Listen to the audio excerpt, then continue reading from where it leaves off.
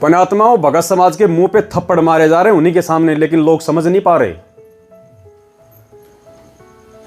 आप आश्रमों में जाते हो, गए थे पहले?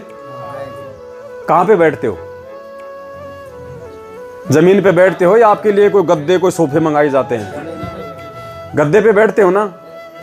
नीचे जमीन पे दरी बिछा दी जाती है, लाल पीली हरी जैसी भी है, उस पे बैठ जाओ। और अब की बार इन्होंने जो इन महापुरुषों को बुलाया है, और परमेश्वर ने क्या बताया कि एक योगी को भोजन खिलाना और 1000 ब्राह्मणों को भोजन खिलाना बराबर है ना। यानी एक भगत की वैल्यू बताई परमात्मा ने कि एक भगत की कितनी वैल्यू होती है, क्योंकि वो परमेश्वर के राम नाम के धन से परिपूर्ण होता है। उन योगियों को, उन भक्तों को, उन परमेश्वर के बच्चों को, जिनके खून पसीने की कमाई से दान धर्म इकट्ठा कर करके ये आश्रम बनाए गए हैं, ये भंडारे शुरू किए इन्होंने, उन परमेश्वर के बच्चों को बैठने के लिए जमीन, और वो फूहड़ जो दांत निकालते रहते हैं, जगत वाले अनुपदेशी, उनको बैठने के लिए स्पेशल फोम के गद्दे, अलग से बैठने की व्यवस्था। क्या सतगुरु रामपाल जी भगवान के आश्रम में बरवाला में जिसने नाम दीक्षा ली है, क्या आपको कभी ऐसा दोगलापन देखने को मिला था? क्या जगत वाले वहां नहीं आते थे? क्या आते थे ना? क्या परमात्मा ने कभी बाबा रामदेव की तरह 20,000 देने वालों को आगे, 15,000 देने वालों को उससे पीछे, और आम जनता को ऐसे साइड में लाल दरी बिछा के, कभी सतलोक आश्रम बरवाड़ा में आपने ऐसा दोगलापन देखा? नहीं देखा ना, क्योंकि परमेश्वर की वाणी है कि पक्षा पक्षी के कारण, पक्षा पक्षी यानी पक्ष और विपक्ष, ये पूरी दुनिया पक्ष और विपक्ष पे ही टिकी हुई है। राजनीति भी चलती है तो पक्ष और विपक्ष पे चलती है। कहते हैं पक्षा पक्षी के कारण सब जग रहा भुलान, और निष्पक्ष होके हरि बजय सोए संत सुजान। ज्ञानी भगत कौन है? जो निष्पक्ष होके परमात्मा की भक्ति करे। इन मूर्खों ने ज्यादा महत्व अपने भगत भाई बहनों को देना था या उन जगत वालों को देना था जो सारा दिन सिवाय बकवादों के कुछ नहीं करते? सुनिए एक इंटरव्यू, राजस्थान के सोजत का दिखा रहा हूं आपको मैं। पाली जिले में इनका आश्रम है, सोजत में। ये तो सभी आश्रमों की कहानी है, लेकिन कहते हैं ना कि भाई जो व्यापारी होता है उसको अगर गेहूं की कोई खरीद करनी होती है तो 1000 बोरियां खोल के नहीं देखता, 1-2 बोरी में वो परखी मार के देख लेता है कि कौन सी क्वालिटी का गेहूं है।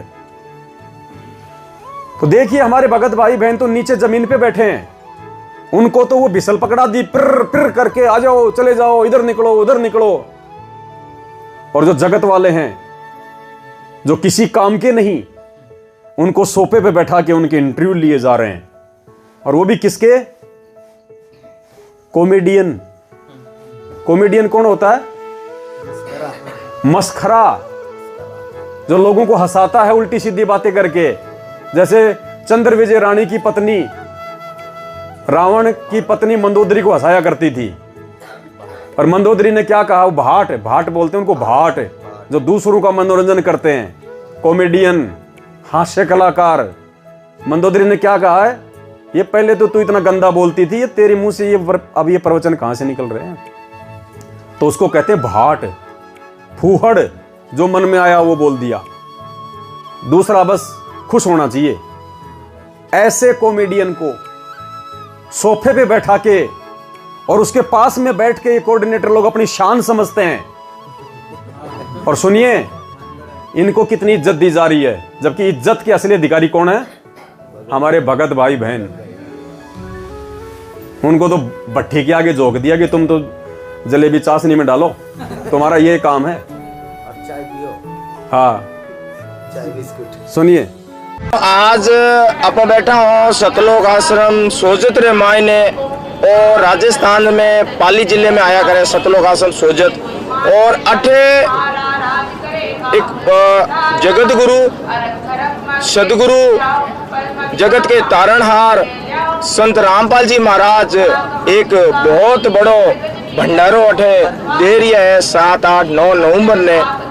तो इंद्र मायने गुरुजी सबों ने बुलाया जी। गांव की बात करें तो उनमें सभी ग्रामीण वासियों को सह परिवार बुलाया, सरपंच, प्रधान, एमएलए, एमपी, मुख्यमंत्री, यूट्यूबर सब ने बुलाया। तो आज हमारे बीच में सतलोक आश्रम सोजत में इन विशाल भंडारे रे मायने दिव्य धर्म यज्ञ दिवस रे उपलक्ष्य रे मायने हमारे बीच में उपस्थित है पूनम राजस्थानी। तो दर्शकों में एक आपने बात बताना चाहूँ कि फेसबुक माथे योरो चैनल है पूनम राजस्थानी रे नाम, और उन माथे योरा अच्छा खासा लाइक्स फॉलोवर है, 9,39,000 योरा फॉलोवर है। और यूट्यूब माथे योरा पूनम राजस्थानी जो चैनल है उन माथे शायद 2,29,000 सब्सक्राइबर है।